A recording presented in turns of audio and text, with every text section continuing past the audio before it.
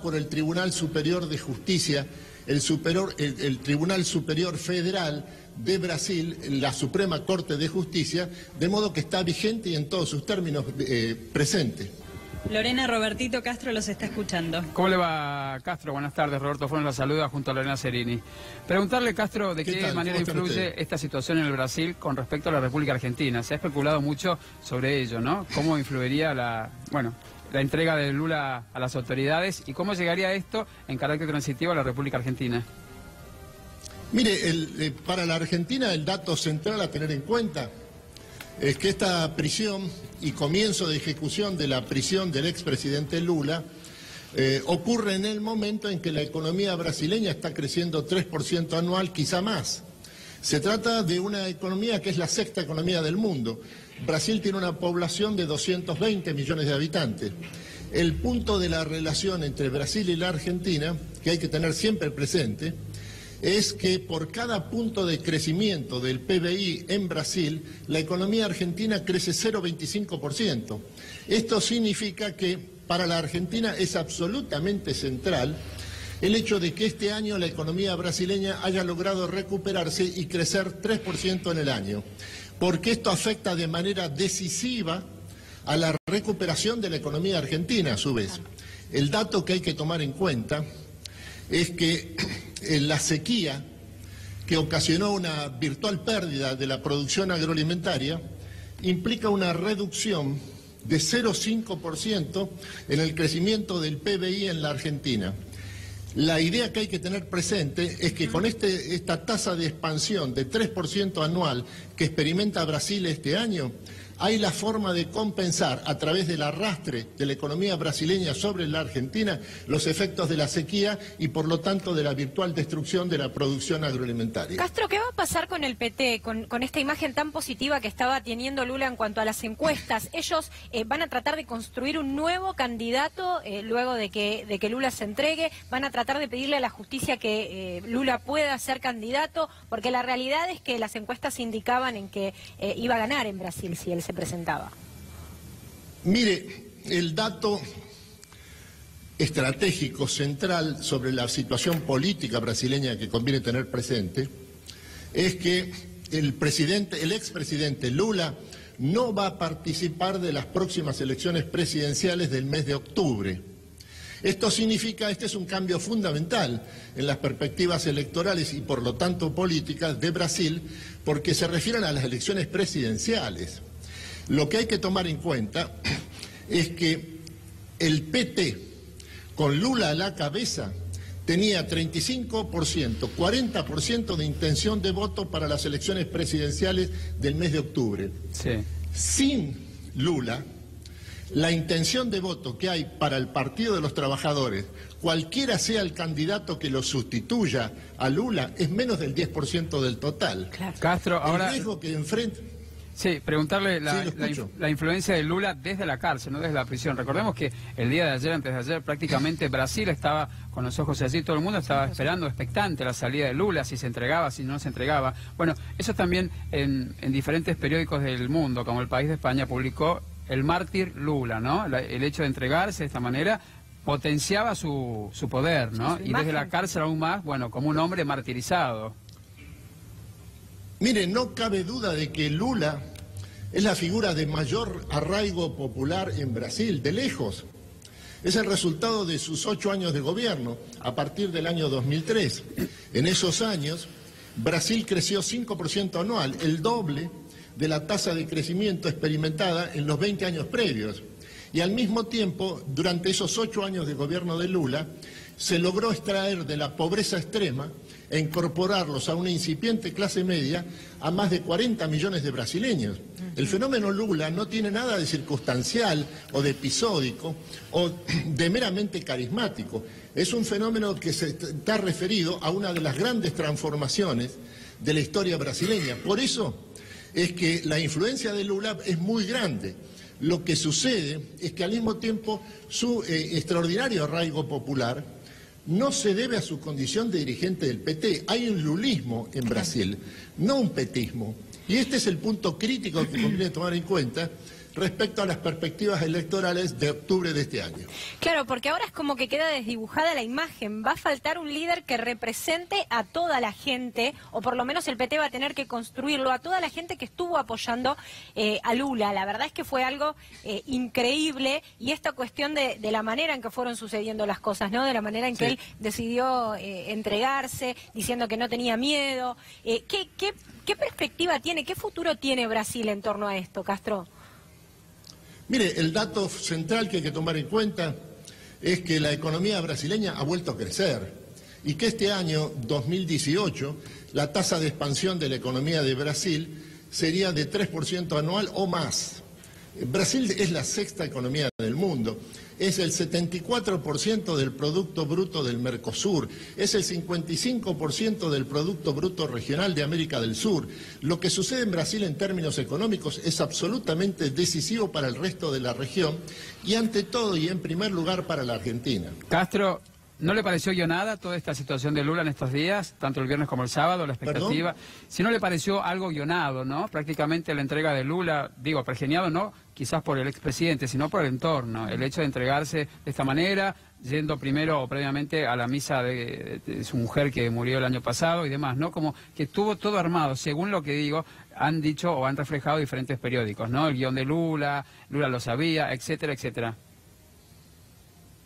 Mire, fue un acto político que incluyó la ceremonia religiosa en memoria de su esposa, un año de fallecida, dona Marisa. Este acto político, el objetivo que tenía, se logró. Él quería demostrar, y efectivamente lo hizo, que no iba a cumplir su detención y sometimiento a la justicia brasileña en los términos que le había fijado el mandatario que lo condenó. Esto es Sergio Moro. Y este objetivo finalmente se ha logrado, notoriamente. Castro, ¿qué pasa con las pruebas? Porque uno trata de informarse, de ver las cuestiones que tienen que ver con algo que sea certero.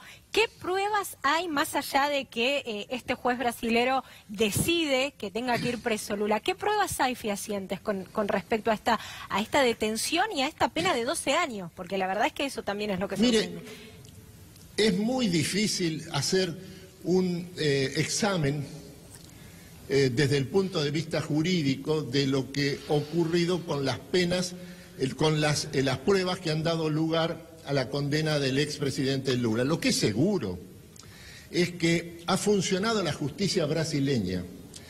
Su condena a 12 años de prisión, que ya ha comenzado a cumplir, se debe a que a un juez de primera instancia federal lo sancionó a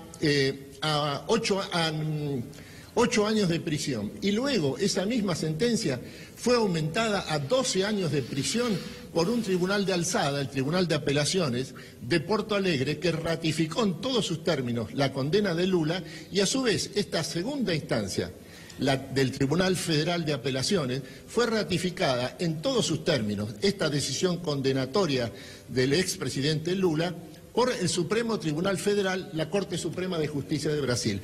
La justicia ha funcionado y las instituciones en Brasil, en primer lugar la justicia, son muy fuertes, y como la prueba de su fortaleza es que Lula, después de un discurso extraordinariamente agresivo contra el juez Moro y contra la justicia, y afirmando una vez más su absoluta inocencia en los términos por los cuales fue condenado, al mismo tiempo aceptó en todos sus términos el fallo de la justicia brasileña y se sometió a ella en todos sus términos. Castro, también hemos visto en estos últimos tiempos una debacle de lo que es la política en Brasil, primero con la expresidenta Dilma Rousseff, después lo que pasó con Temer, que de hecho ayer fue clave la presencia de Dilma Rousseff allí en la entrega de Lula, ¿no? Y la gente se pregunta, ¿el fantasma de Dilma sigue presente, sigue estando allí? ¿Se puede especular con, bueno, una candidatura una vez más de la expresidente? No, Dilma Rousseff se va a presentar como candidata a senadora por el estado de Minas Gerais, al cual acaba de trasladar su domicilio precisamente con los objetivos electorales. Ella no va a ser partícipe de la contienda electoral presidencial de Brasil este año. Bien, Castro, muchísimas gracias por estar allí. Gracias, Paulita, por este móvil. Y nosotros por aquí favor. Seguimos. Muy amable. Gracias, hasta luego. Gracias a ustedes.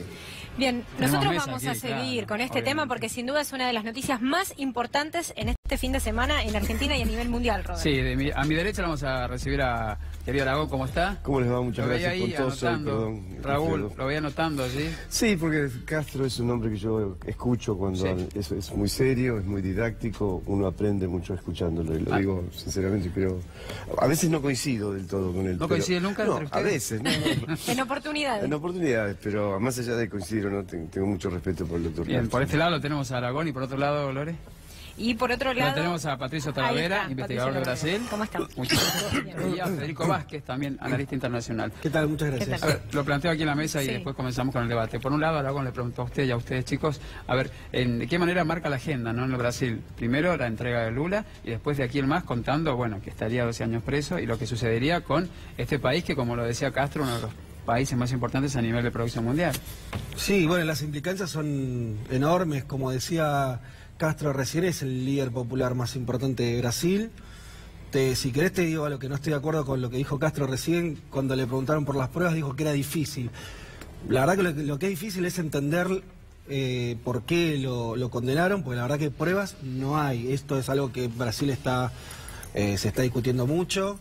Y la verdad lo que hay, para que la gente entienda, la condena a Lula, lo que dijo el propio juez, no es interpretación, es información, el propio juez Moro que lo condenó, lo único que pudo establecer es que había otros otros procesados que nombraron a Lula como dueño de ese famoso departamento. Ahora, a la hora de mostrar algún papel, Lula se la pasó el juicio diciendo esto: muéstrame una prueba. Claro. Y es verdad que pruebas físicas no hubo ninguna. ¿Qué pasa con esta situación de ellos que no tienen prueba y que tiene que ver con una carga política importante? ¿Aceleraron este proceso para que Lula sin duda esté en prisión y que ya haya Te doy pasado otro su dato. primera noche? El lavallato es un proceso que abarca a decenas de políticos y funcionarios. Ninguno, y esto también está dicho hasta por los medios Y brasileños empresarios también, y ¿no? empresarios. Empresarios que lo relacionaron con Lula directamente, que se había puesto ese departamento a nombre de este empresario, el cual le había proporcionado la situación edilicia, no solamente allí en Río de Janeiro, sino en propiedades en Nueva York y en otros sitios. ¿A Lula? No, a Lula, Petrobras. Lo que voy es que de todos los procesados, que son un montón, como dijiste, son empresarios, políticos, los tiempos del proceso de Lula no tienen antecedentes. En 2 años, en 2 años pasó desde que comenzó su proceso de acusación hasta la condena. Esto no tiene ningún tipo de precedente, por lo tanto la única lectura que se puede hacer es que hubo un acelere para llegar antes de las elecciones a una doble condena. ¿Aragón? Sí, creo. ¿Coincido? Coincido, le quiero agregar, no sé por qué lo condenaron, yo te voy a leer por qué lo condenaron. Si el Supremo Tribunal hace lugar al pedido de Lula, no tengo duda de que solo queda el recurso de la reacción armada. Así es el deber de las Fuerzas Armadas restaurar el orden. General Luis González Schroeder Leza. Hubo un apriete desde el establishment fenomenal.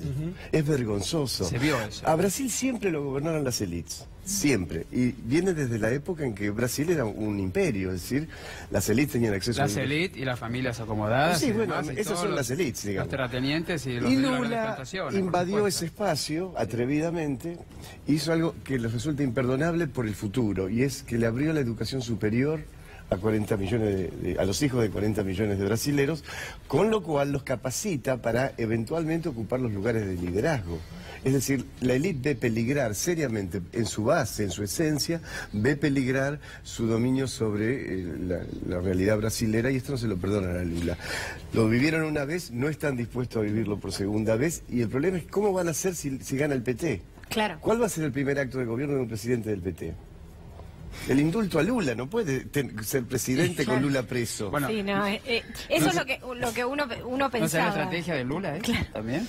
Trataba de imaginarse de qué manera, porque la verdad es que ver todo lo que decía Roberto, esta puesta en escena, porque uno lo ha visto así también. El País en España publicó, ¿no?, el guión de Lula. Ayer lo leí y dije, bueno, a ver Puede qué ser, se trata. puede ¿no? ser, Pero sí, bueno, sí, puede ser. A las pruebas nos remitimos. Lo que sucedió ayer en Brasil fue un antes y un después. La cantidad de gente que salió a apoyarlo, la cantidad de gente que estuvo allí acompañándolo, y no de ahora, sino hace mucho tiempo. La misma Dilma Rousseff estuvo, y bueno, han pasado aquí en C5 N los informes, las palabras de los más jóvenes, que eso es lo que llama la atención. Los más jóvenes apoyándolo a Lula da Silva. Claro. Sí, con respecto a lo que acá decía el colega, hay un dato y un número que es muy interesante para comprender lo que hablábamos en cuanto a la celeridad de todo el proceso. El Tribunal de Alzada, cuando le da la instrucción a Moro de que puede proceder a la prisión de Lula, le dio tiempo hasta el martes de cumplir y liberar todos los oficios para su cumplimiento. Moro se tomó 19 minutos. Claro, pero te tomó 19 minutos, pero te leo. Tengo la espada al lado, la silla equipada, el caballo listo y aguardo sus órdenes. El general Paulo Chagas. Este general comanda la reserva del ejército en Brasil. O sea, esto es un golpe, muchachos, no es otra, es un golpe con otra forma. A mí, ustedes no vivieron el proceso. Este era el lenguaje del proceso. Este era literalmente el lenguaje del proceso.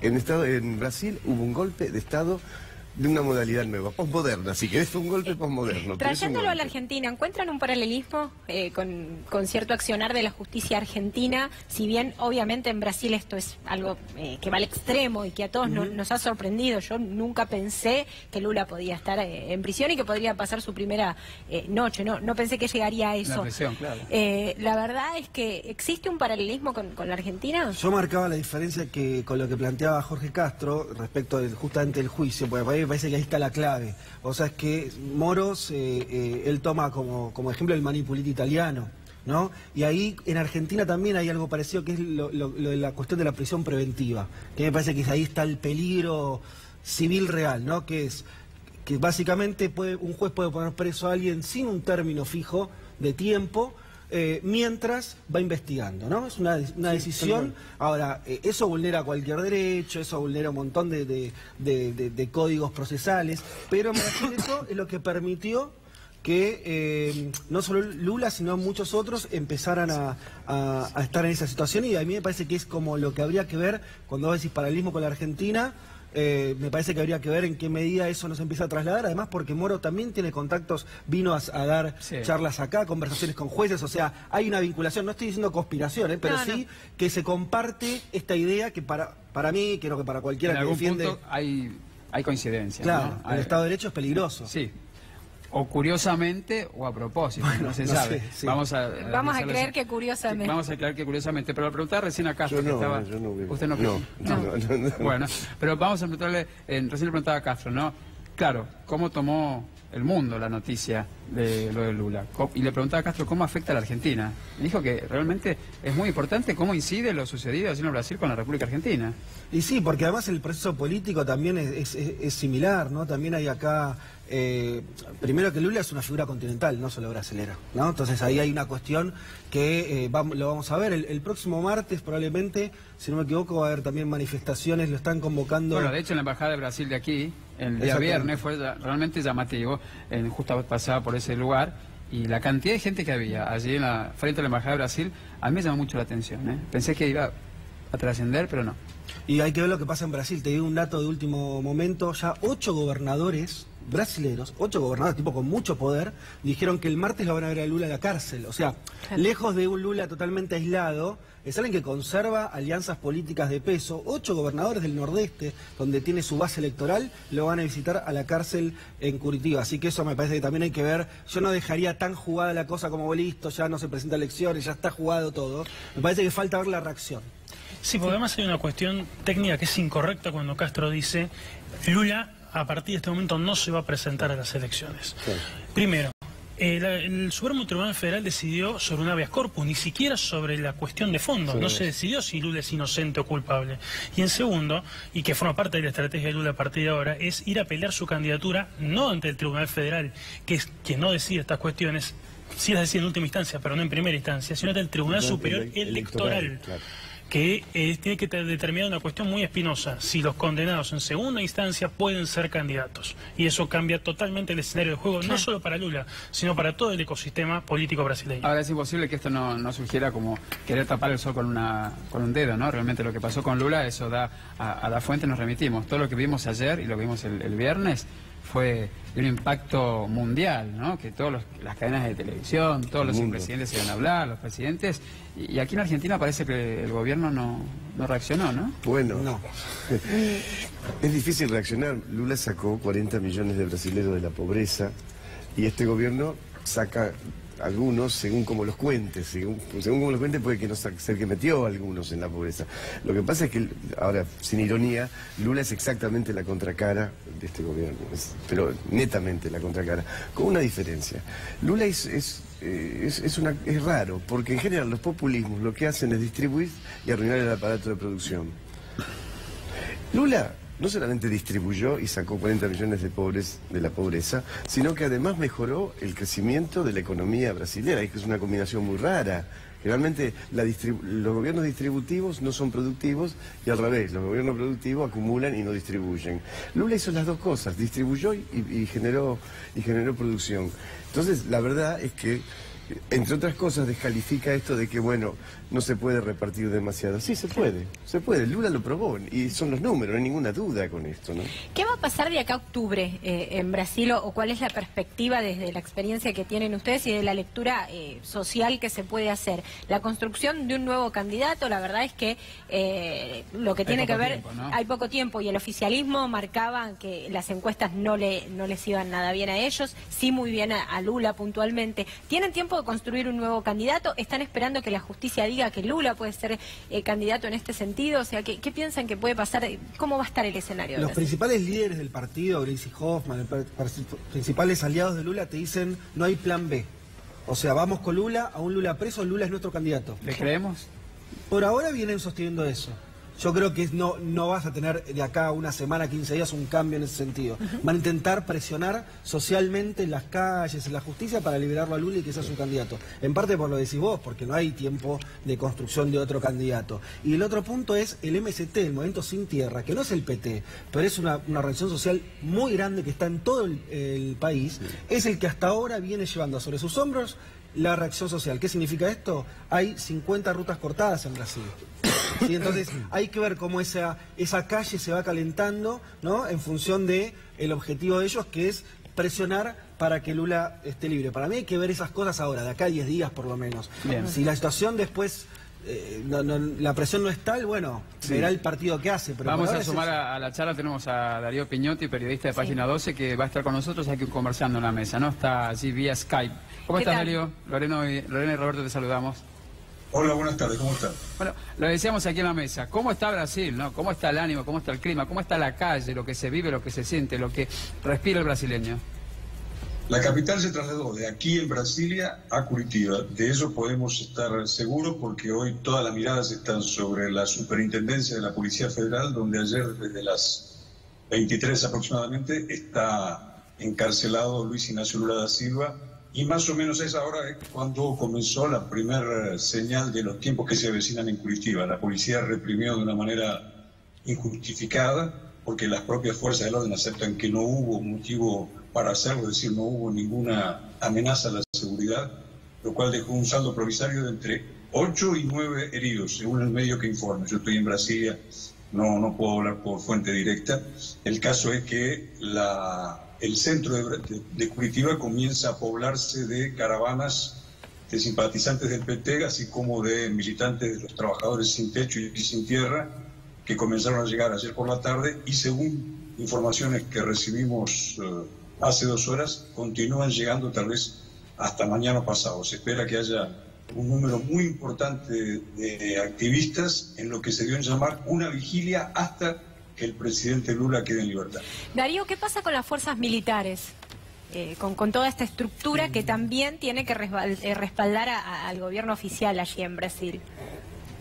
Por lo pronto no hay convocatoria institucional a que los militares se desplacen hacia Curitiba. De todas maneras, hubo la semana pasada, el martes, una intervención política de lo que pudiéramos llamar el partido del ejército, si es que se acepta esta interpretación. ¿Y por qué la hacemos así? Porque el comandante en jefe del ejército, el general Eduardo Vilas Boas, divulgó un tuit unas 15 horas antes de que comenzara una audiencia clave para resolver el futuro de Lula, en la que se expresó sin muchos ambajes en contra de cualquier posibilidad de que Lula quede en libertad. Darío, mira, lo hablamos aquí en la mesa, ¿no? Y lo vuelvo a mencionar. A ver, esta estrategia que quizás sea así o no, bueno, el hecho de que Lula se entregó el día de ayer, También especulan con que esto ya estaba preparado, estaba armado. ¿Qué se dice allí en Brasil? ¿Es cierto? ¿Es tal cosa? Que Lula estaba ya listo, preparado para ir a la cárcel, pero que primero iba a hacer toda esta situación, lo de la misa de su exmujer, luego la especulación si se entregaba o no. ¿Qué dice el Brasil? ¿Qué dice, por ejemplo, los periódicos allí el día de hoy, domingo? Los periódicos en general no simpatizan con Lula, por lo cual, digamos, las opiniones son muy adversas a él.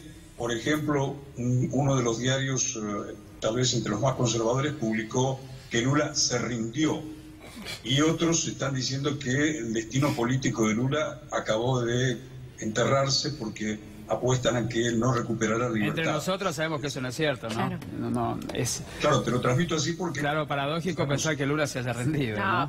Aparte de la forma también en que se dio todo, lo menos que uno ve a través de la imagen, claramente nosotros no estamos en ese lugar, Darío, y seguramente vos que estás podés darnos otro panorama. Pero desde aquí, desde la Argentina y el reflejo de los medios internacionales, no es un Lula rendido. No. Pero para nada. Precisamente ahí hay otro contraste. Dos medios brasileños, una radio de San Pablo, la más sintonizada, y uno de los columnistas en jefe del diario Globo, comenzaron a expresar su incomodidad con la versión que damos los corresponsales sobre lo que ocurre en Brasil. Digamos, no se trata aquí de hacer un duelo sobre quién ve mejor la realidad, sino de tratar de apegarse un poco a lo que ella nos transmite. La rendición de Lula pudiera haber sido, en todo caso, si es que ese verbo se aplicara con fidelidad a la realidad, si él se hubiera asilado en alguna embajada. Y para eso, el propio lo dijo, tuvo ofertas. Insinuó, como ustedes habrán visto en el discurso de ayer, que hubo posibilidades de hacerlo en la de Rusia, en la de Bolivia, en fin, él lo mencionó explícitamente. Mirá, el hecho de que un hombre... Sí, estamos aquí con Aragón, estamos con también analistas, investigadores internacionales como Patricio Talavera y Federico Vázquez. Vamos a abrir la mesa, si les parece, aprovechando que tenemos una pata allí en Brasil, de la mano de Darío. Aragón. Sí, yo quisiera que amplíes un poco más el partido del Ejército, el partido de las Fuerzas Armadas, las declaraciones tanto de Boas como de Chagas, como de Mioto, como de Lessa, porque no fue solamente Boas. Boas hizo esos primeros 2 tweets y después hubo 3 generales más que con distintas expresiones se solidarizaron muy fuertemente y en muchos casos con un lenguaje castrense propio de las dictaduras, ¿no? ¿Cómo se percibió esto? ¿Qué respuesta hubo en los medios, en la población? Lo que nosotros recogimos aquí en Brasilia fue que el martes previo a esa audiencia de casi 11 horas y muy tensa en el Supremo Tribunal Federal, que finalmente denegó el habeas corpus a Lula, fue que por la tarde del día previo prácticamente todas las apuestas coincidían de simpatizantes y antagonistas con Lula en que habría de tener un voto favorable. Al día siguiente se cayeron los pronósticos y la Corte ordenó que no se le diera el habeas corpus. La lectura que podemos hacer de estos datos y de que el pronunciamiento de Vilas Boas estuvo precedido de otros y sucedido también de otros, es que esto tuvo una influencia, si no decisiva, existente. Es decir, la forma en que el ejército intervino aquí lo hace ya parte política del régimen que se instituyó después de la caída de Dilma Rousseff en mayo de 2016. Quiero ser bastante prudente con los términos, pero lo cierto es que los que estamos aquí en Brasilia, y esto fue algo que comentábamos días atrás con un grupo de corresponsales, sí, vemos que lo que fue un régimen político democrático tradicional hasta marzo de 2016...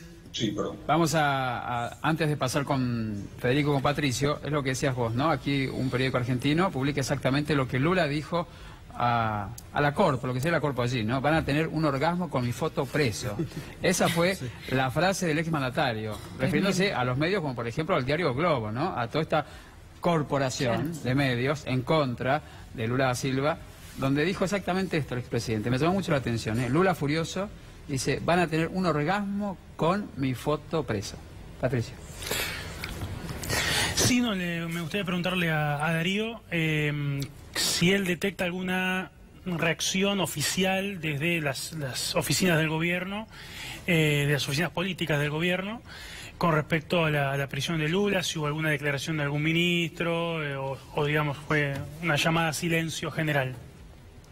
Bien. Por lo pronto hay digamos, vacío de declaraciones porque el deterioro, el desgaste y la falta de legitimidad del gobierno se hacen prácticamente incontestables. Tengamos presente que Michel Temer, en la última encuesta de hace 4 o 3 días, apareció con el 72% de repudio y el 5% de aprobación. Y esto sucede 2 días después de que surgió el tercer escándalo de corrupción con evidencias prácticamente incontestables en contra del gobernante. Es decir, Temer es poco más o poco menos que un presidente nominal. Por tanto, no tuvo ninguna respuesta a esto, y lo que es más grave desde el punto de vista institucional es que guardó silencio frente al pronunciamiento militar. Darío, te quería consultar, por vos siendo argentino y estando a la vez como corresponsal allá, desde acá se veía la reacción social respecto a la prisión de Lula como por ahí no tan masiva o total como podía ser, nos imaginamos acá en Argentina con algo parecido, ¿no? En Brasil no existe por una plaza de mayo como tenemos acá, entonces la manifestación popular es distinta. Desde vos, conociendo la realidad argentina y por supuesto la brasilera, ¿ves que hay que empieza a haber una reacción popular más fuerte según avanzan las horas de que Lula está preso, o todavía eso está calmo? Tal vez sean necesarias 2 respuestas a tu pregunta. La primera, muy breve. Desde mi punto de vista, Brasil es una extraordinaria anomalía dentro de América Latina. Por razones históricas, por razones hasta étnicas, la cultura política brasileña es disonante con la argentina, con la uruguaya, con la chilena, con la colombiana.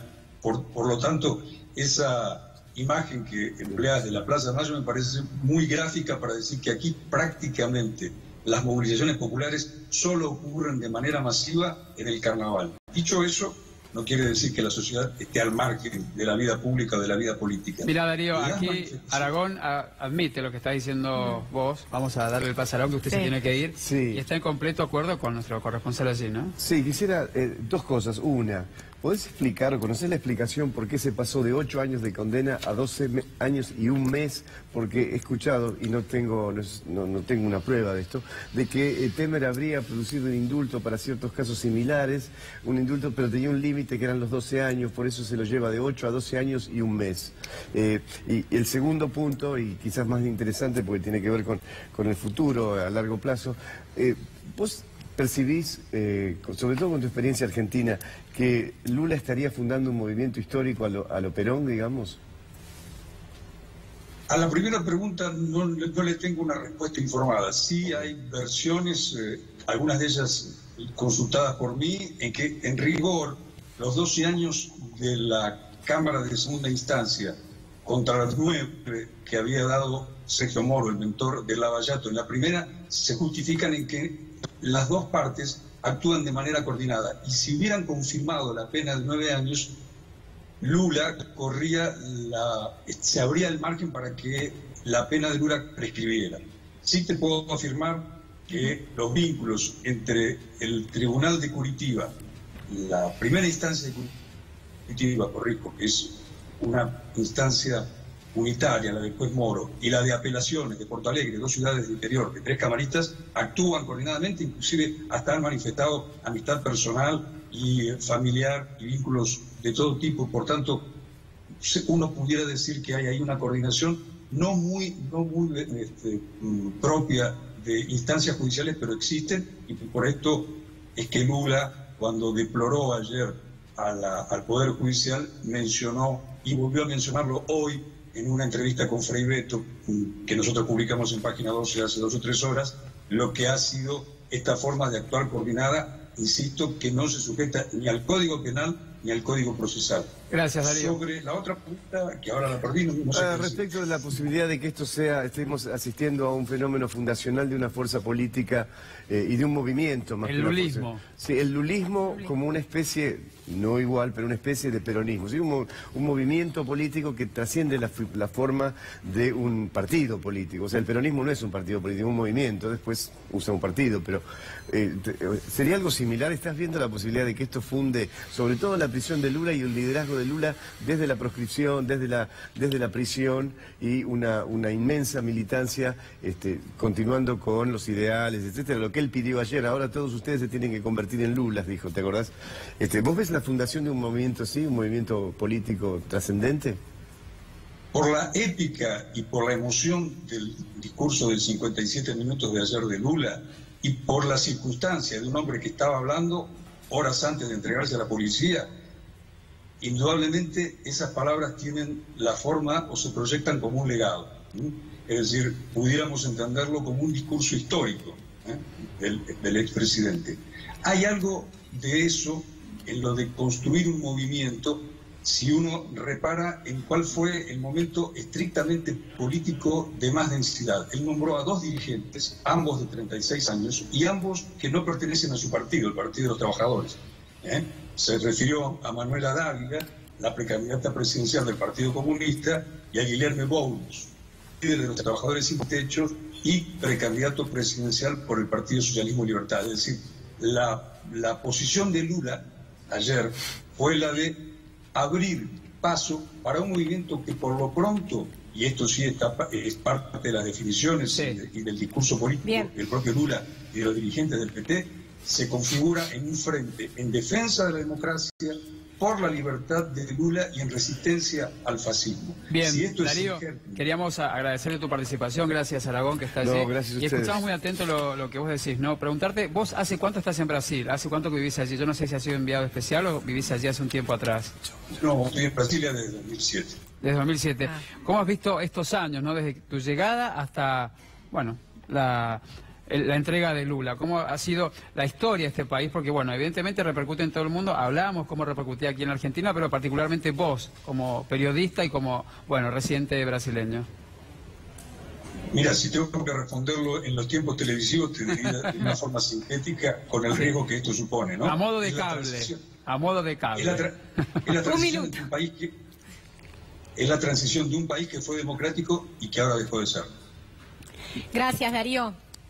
Te mandamos un abrazo grande desde aquí, desde Argentina. Darío Piñotti desde Brasil, la verdad, un lujo tenerlo que nos acompañe de esta manera. Y tenemos a los otros invitados, Patricio y Federico. Ellos siguen con nosotros. Yo escuchaba y la pregunta que me surge desde el análisis que ustedes pueden hacer es ¿cómo van a seguir las calles de Brasil? ¿Cómo va a estar la gente? Porque uno vio a una población muy enojada, muy triste, y con el reflejo ya de 9 personas heridas, uno piensa que se puede tornar en un ambiente bastante tenso.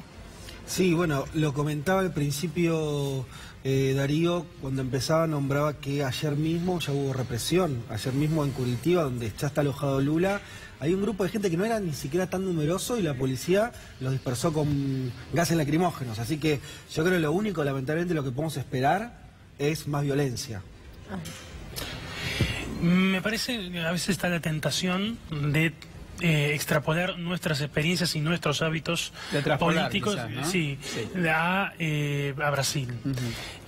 Creo que es importante tener en cuenta que las manifestaciones y las formas de manifestaciones políticas son muy distintas. Yo creo que más que a la calle en sí misma para los próximos meses es el inicio de la campaña electoral y la enorme e inmensa volatilidad que esa campaña electoral va a tener para los próximos 7 meses. Y la última de mi parte, ¿no? ¿Creen que de aquí hasta octubre, ¿no? podemos tener la noticia de un Lula como candidato a presidente, que eso, bueno, propicie la salida o el egreso de la cárcel? Porque en Brasil todo es posible, como en Argentina, ustedes lo saben, ¿no? Mira, todo acá es tan fluctuante que de repente, de un día para el otro, es posible. La fecha para decidir la candidatura es en agosto. En agosto la justicia, más allá de que Lula esté preso, condenado, el 15 de agosto la justicia electoral decide quién es candidato y quién no. Si Lula se mantiene preso, lo más probable, y con esta doble condena, que no lo dejen ser candidato, pero recién va a ser en agosto. La única diferencia que marco con el colega es que yo creo que no va a haber una campaña normal en Brasil. No la puede haber con el principal candidato fuera de carrera. Vamos a tener problemas en las calles, vamos a tener manifestaciones e incluso el sistema político. Los políticos están viendo qué dicen respecto de Lula, no pensando todavía en su propia campaña electoral, porque no va a ser una situación normal, por lo menos. Bien, gracias. Gracias por haber estado con nosotros. Muy bien. ¿Y usted, señora, le gusta el fútbol? A mí más o menos. Sí, estamos más o menos en la misma línea, me parece, pero al que le gusta y al que sabe mucho es Nacho. Así él siempre trae todo, la noticia, sí. Y apretado como Bondiola este fin de semana. ¿Cómo le va?